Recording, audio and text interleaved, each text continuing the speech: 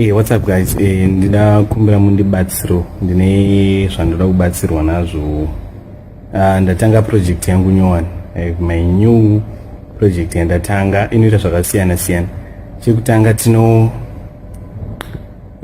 ndinofemedza zvabikwa panext door. Kana muda kuziva kuti panext door penyu pabikwei. Muchinzwa zvichinhuhwira asi musinganyatsoziva kuti pabikwei. Saka tinocharge according nekuti panext pacho pane jiraho here.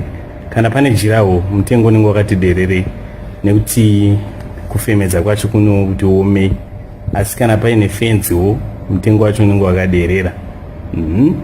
Uyezve tinonong'ona munzeve kune vanenge vachivaviwa nzeve. Zvinoenderana nomutengo yacho, zvinoenderana nekuti ma-earbuds ndeedu here kana kuti ndeyenyu. Kana ishandisa enyu zvinenge zvakatidzikirei, asi kana ishandisa edu mutengo yacho unenge wakati kwirei. Uyezve tinokokota zvigaba zvedovi zvejemu kunyanyanyanya kumuromo, kumupendero kusinganyanyi uchena. Izvi zvinoenderana nekuti tikushandisa chingwa chedu here kana ndichishandisa chingwa chenyu zvine zvakadzika. Kana ndichishandisa chingwa changu mutengo wacho unenge wakati kwirei. Uyezve chimwe chinhu chatinoita, tinoperekedza vana kuchikoro.